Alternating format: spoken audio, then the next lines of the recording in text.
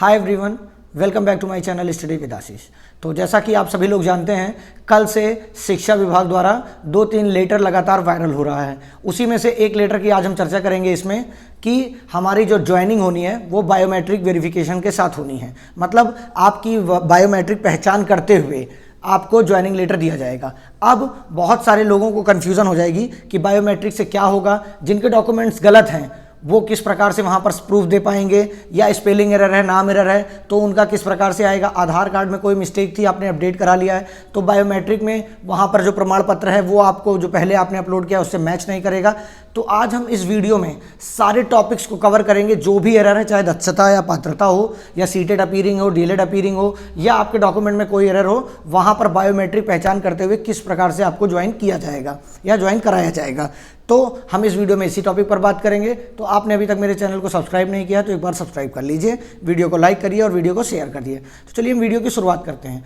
सबसे पहले जो माननीय के पाठक द्वारा लेटर जारी किया गया था उसमें एक बात मेंशन की गई थी कि बायोमेट्रिक पहचान करते हुए ज्वाइनिंग कराई जाएगी। बायोमेट्रिक पहचान है क्या?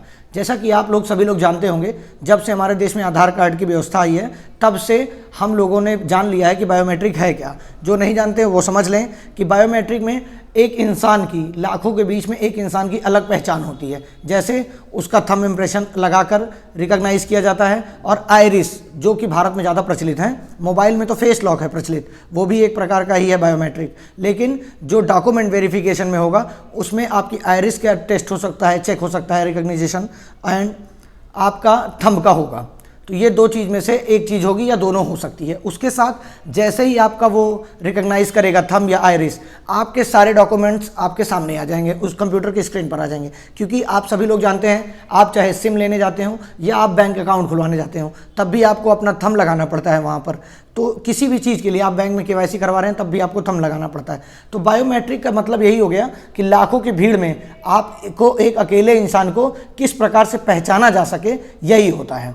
ये इस लिए किया गया है क्योंकि एक तो तकनीकी ज़माना आ चुका है, ऊपर से बहुत सारी जो धांधली की चांसेस थी वो बहुत ज़ीरो हो जाएंगी। क्योंकि अब मेरी आइरिस किसी और की आइरिस पे मैच नहीं करेगी, या मेरा थंब किसी और के थंब से मैच नहीं करेगा। इससे ये प्रूफ हो जाएगा कि हाँ ये पर्टिकुलर इंसान है।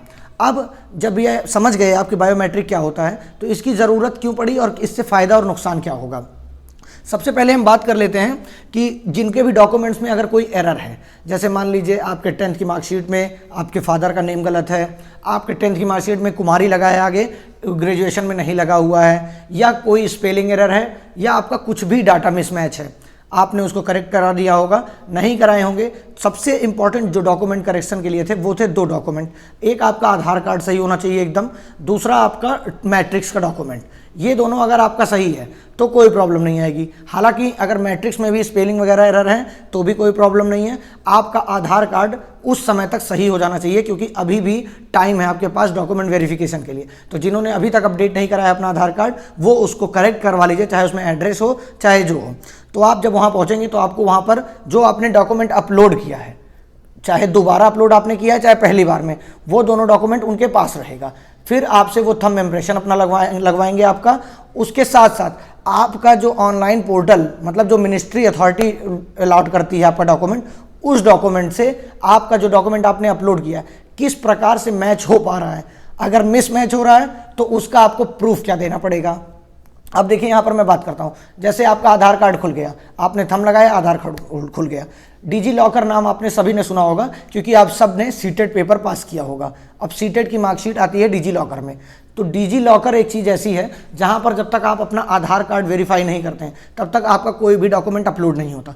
जैसे ही आप अपना डॉक्यूमेंट आधार कार्ड अपडेट करते हैं वैसे ही आपकी 10th की मार्कशीट, 12th की मार्कशीट, ग्रेजुएशन की मार्कशीट, या कोई भी सर्टिफिकेट, या कोई किसी भी एग्ज़ाम का आय प्रमाण पत्र, निवास प्रमाण पत्र, सारी चीज़ें आपकी उस पर शो हो जाती हैं, वो भी मिनिस्ट्री से डायरेक्ट। तो उसी प्रकार से जब वहाँ पर आप थंब लगाएंगे तो आपके उनके पास एक डाटा एक्सेस हो जाएगा जो आपकी सारी डिटेल्स को दिखाएगा, और आपने जो अपलोड किया है उसके साथ वो डाटा वो मैच कराएंगे। उसके बाद अगर उसमें कुछ एरर है, जैसे मान लीजिए आपके कोई ओरिजिनल डॉक्यूमेंट में एरर है, आपने उसको अपलोड भी किया है और अभी तक करेक्शन नहीं हुआ है, तो आपको उसके लिए एक प्रूफ देना पड़ेगा। जैसे आपकी 10th की मार्कशीट में स्पेलिंग एरर है और आपकी ग्रेजुएशन की मार्कशीट में, सॉरी 10th की मार्कशीट सही है आपकी, ग्रेजुएशन की मार्कशीट में स्पेलिंग एरर है, चाहे आपके नाम में स्पेलिंग एरर हो, मदर नेम में स्पेलिंग एरर हो, फादर नेम में, ये एक बहुत कॉमन एरर है, इसके लिए बहुत परेशान होने की बात है।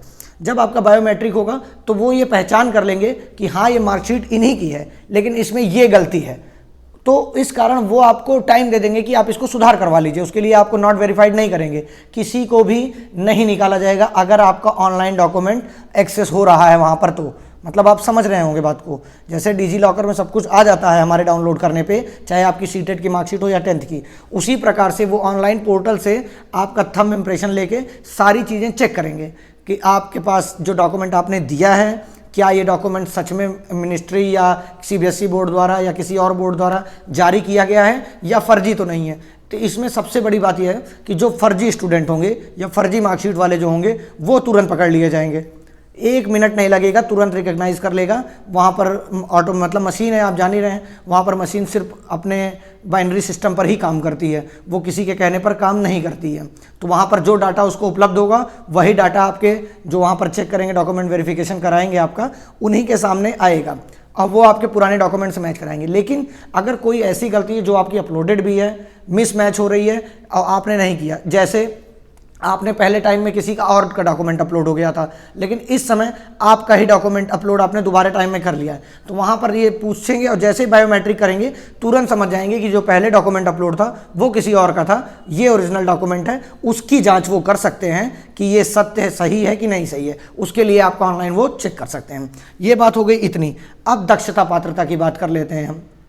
दक्षता पात्रता वाले मैटर में एक कॉलम था दक्षता / पात्रता, दूसरा कॉलम था सिर्फ दक्षता। कुछ लोगों ने पात्रता को अर्हता के उदाहरण करते हैं लेकिन दक्षता पर क्लिक कर दिया है उन्होंने, तो कोई बात नहीं, आप जब वहाँ पर बायोमेट्रिक कराएंगे या अपना डॉक्यूमेंट पेश करेंगे तो वो डॉक्यूमेंट आपका पुराना जो शो होगा वो आपका पात्रता वाला ही शो करेगा, लेकिन सिर्फ पॉइंट टिक हो जाने के कारण वो आपको बाहर नहीं करेंगे। आपको एलिजिबिलिटी में दोनों चीज़ मानने हैं, जैसे आप चाहे बिहार के हैं तो 12 प्लस DLED हो तब भी PRT के लिए मान्य है, ग्रेजुएशन प्लस DLED हो तब भी PRT के लिए मान्य है। इसी प्रकार से आप चाहे दक्षता धारण कर रहे हो या पात्रता, तो आपको वो मान्य एलिजिबिलिटी कर ली जाएगी। हो सकता है उसके लिए आपको कुछ कह दें कि आप एफिडेविट बनवा के दीजिए या कोई प्रूफ दीजिए ऐसा जिससे मुझे प्रूफ हो जाए, तो आपको अपना ऑनलाइन पोर्टल दिखा देना है कि सर मेरा ये है, ये मेरी मार्कशीट है, आप डिजी लॉकर पर चेक कर लीजिए या आप मेरे बायोमेट्रिक से मैच कर लीजिए। तो ये प्रोसेस हो गया इसका। तो दक्षता पात्रता वाले बिल्कुल भी ना परेशान हो। और दूसरा मैटर क्या है, कुछ कैंडिडेट्स का सीटेट अपीयरिंग में टिक हो गया है, बल्कि वो अपीयर से पहले ही थे, तो आपने अपना डॉक्यूमेंट अपलोड किया है, दोबारा भी आपने एफिडेविट या अटेस्ट करवा के अपलोड किया होगा, वो डॉक्यूमेंट उनके सिस्टम में शो कर रहा होगा। आपका बायोमेट्रिक करने के बाद वो खुद देख लेंगे कि आपका सीटेट जो है वो अपीयरिंग से पहले ही पास है, तो उसमें भी कोई समस्या नहीं आएगी। ज़्यादा से ज़्यादा वो पूछेंगे कि क्यों ऐसा हुआ, आप इसके लिए प्रूफ दीजिए, तो हो सकता है आपको ये प्रूफ देना है कि मेरी मार्कशीट सर पहले से ही है, मैं पास हूँ, मैं एलिजिबल हूँ। आपको तभी किसी चीज़ के लिए बाहर किया जाता है जब आप उसकी अर्हता को धारण नहीं करते हैं। अर्हता मतलब एलिजिबिलिटी को आप नहीं, एलिजिबिलिटी क्राइटेरिया नहीं पार कर पाते हैं आप। तो जैसे ही आप एलिजिबिलिटी उसकी पार कर लेंगे, क्राइटेरिया को फुलफिल कर लेंगे, आपको कोई भी समस्या का सामना नहीं करना पड़ेगा। और ये बहुत अच्छी चीज़ हो गई है कि आपको हर चीज़ के लिए प्रूफ नहीं देना होगा या समस्या का सामना नहीं करना पड़ा होगा। जैसे ही आप अपना बायोमेट्रिक करेंगे, आपके 10th की 12th की सारी मार्कशीट उनके सामने होगी उपलब्ध। आई होप ऐसा ही होगा, क्योंकि ये डॉक्यूमेंट वेरिफिकेशन है। इसी प्रकार से वो पुराने डॉक्यूमेंट से आपने जो अपडेट किया था वो डॉक्यूमेंट और आप जो हार्ड कॉपी ले जाएंगे ओरिजिनल डॉक्यूमेंट, उससे मैच करते हुए आपको वेरीफाई कर देंगे। जिनका सब कुछ सही है उनको भी कोई समस्या नहीं है, जिनके में थोड़ी बहुत माइनर मिस्टेक्स हैं उनको भी कोई समस्या नहीं है। हालांकि सिर्फ 1-2 लोगों को समस्या हो सकती है, 1-2% प्रकार के लोगों को जिनका 10th की मार्कशीट में गड़बड़ है, लेकिन उनको भी कोई समस्या का सामना इसलिए नहीं करना पड़ेगा क्योंकि जब वो बायोमेट्रिक से कर रहे हैं, सबसे अच्छी बात तो यही है। जैसे अभी ऑफलाइन DV लिया जाता और बायोमेट्रिक से ज्वाइनिंग ना होती, तो आप ये बात समझिए कि आप 10th की मार्कशीट एरर है, अब आप उनको ले जाते नई मार्कशीट तो उसका सीरियल नंबर चेंज हो जाता, तो वो उसमें कन्फ्यूजन हो जाती। अभी कन्फ्यूजन बिल्कुल नहीं होगी। जैसे ही आप बायोमेट्रिक लगाएंगे, आपकी 10th की मार्कशीट का जो अपडेटेड सीरियल नंबर है वो उनको शो होने लगेगा, तो वो आप मान लेंगे कि हाँ इसमें एरर था, ये सही है। तो ऑफलाइन में ये समस्या थी, तो ये हमारा सबसे बड़ा फ़ायदा है बायोमेट्रिक का कि आपने जो भी डॉक्यूमेंट अपडेट कराया है वो ऑनलाइन अपलोड होगा किसी न किसी मिनिस्ट्री की साइट पे या CBSE की साइट पे या जहाँ से भी आपने डाउनलोड किया होगा, वहाँ से वो मैच करते हुए ये समझ जाएंगे कि ये तुरंत ही अपडेट हुआ है। जैसे आपका आधार कार्ड में ही कोई मिस्टेक थी और आपने अभी अपडेट करा लिया है, तो जब बायोमेट्रिक लगाएंगे तो उसमें नया वाला अपडेट दिखेगा, ना कि पुराना वाला। तो वहाँ पर आपको बताना है कि पुराने में ये एरर थी, इस कारण मैंने इसको अपडेट कराते हुए ये सुधार कर लिया। बाकी और मेरे जो डॉक्यूमेंट्स हैं वो मेरे आधार कार्ड से मैच करते हैं, या आधार कार्ड से मेरे और अदर डॉक्यूमेंट सारे मैच कर रहे हैं। अभी फिलहाल उस समय नहीं कर रहे थे, इसलिए मुझे अपडेट कराना पड़ गया। तो चाहे दक्षता पात्रता हो, चाहे सीटेड अपीयरिंग में टिक हो गया हो, और कुछ भी हुआ हो, कोई समस्या की बात नहीं है। अब हम बात कर लेते हैं जो सीटेड अपीयरिंग कैंडिडेट है उनकी मार्कशीट की और डीएलएड अपीयरिंग की मार्कशीट की अपलोड होने की। तो देखिए, अपलोड करने का मौका मिलना चाहिए, ये सही बात है। अपलोड इसलिए कर दिया जाए क्योंकि जो पास हैं उनको ले लिया जाए, जो नहीं पास हैं उनको देखा जाए आगे क्या होगा क्या नहीं। लेकिन वहाँ पर क्या होगा, आपसे जैसे ओरिजिनल मार्कशीट मांगने की बात की गई है, अगर आपकी तब तक ओरिजिनल, वैसे सीटेड की तो आ जाएगी लेकिन डीएलएड की आना असंभव है। अगर 15-10 दिन में हो जाता है तो डीएलएड की मार्कशीट इतनी जल्दी बन के आ जाना संभव की बात नहीं है। तो अगर आपको उन्होंने मौका दिया है तो आपको वो 1 महीना 1.5 महीने का ज्वाइनिंग के बाद का टाइम देंगे कि आप इतने दिन के अंदर मुझे लाकर पेश कर दीजिए। इसके लिए बाहर थोड़ी ना कर देंगे। आपकी जो मार्कशीट है, चाहे वो इंटरनेट कॉपी हो या कोई भी मार्कशीट हो, आपके पास अगर है तो आप निश्चित तौर पर जाइए, बिना एकदम टेंशन बिना लिए अपनी डीवी कराइए। बिना मतलब कि वहाँ टेंशन लेंगे तो उनको ज़बरदस्ती आपको पार्शियल वेरीफाई कर देना पड़ेगा, क्योंकि फिर वो सोचेंगे इसी का डॉक्यूमेंट है, किसी और का है। लेकिन इन सब चीज़ों का निराकरण एक चीज़ से हो सकता है, वो है बायोमेट्रिक। ये बहुत अच्छा काम है बिहार सरकार द्वारा कि बायोमेट्रिक से करेंगे, ये काम बहुत तेज़ी से हो जाएगा। मतलब जो डॉक्यूमेंट आपका 20-25 मिनट में चेक हो सकता है, वो 2-3-4-5 मिनट के अंदर चेक करके आपको बाहर कर देंगे। तो इससे कोई भी समस्या नहीं आएगी। जिनका डॉक्यूमेंट गलत था वो आई होप अभी तक अपडेट करा लिए होंगे, और जिनमें अपडेट कराना पॉसिबिलिटी नहीं है वो अपनी डीवी करा लें, उसके बाद अपडेट करा लें, क्योंकि आपको मौका मिलेगा। कोई दिक्कत की बात नहीं है, आपको ज्वाइनिंग भी दे दी जाएगी। बस आपका कोई डॉक्यूमेंट फर्जी नहीं होना चाहिए, इसलिए किसी भी प्रकार की टेंशन मत लीजिए। एक बार मैं देख लेता हूँ कि कुछ समस्या तो नहीं छूट गई है। बायोमेट्रिक बता दिया मैंने, मैट्रिक्स बता दिया, आधार कार्ड, दक्षता पात्रता, सीटेड डीएलएड अपीयरिंग को क्या करना है, नेम स्पेलिंग वगैरह की, अदर डिटेल की, जैसे आपका एड्रेस कोई गड़बड़ है, आपने अपडेट करा लिया है तो बायोमेट्रिक से सीधा सीधा वो शो होने लगेगा। और एक बार अगर वहाँ शो हो रहा है तो वो फिर मना भी नहीं कर सकते। सिर्फ आपको ये बताना रहेगा कि मेरा पुराना डॉक्यूमेंट की ये गलती थी, इस कारण मैंने ये करवा लिया। इसके लिए आप सभी का मन हो तो आपका अगर बड़ा मिस्टेक है तो आप एक एफिडेविट बनवा सकते हैं, एक प्रूफ के तौर पर कि हाँ ये मेरी गलती थी, मैंने सुधार करवा कर ये करवा लिया है।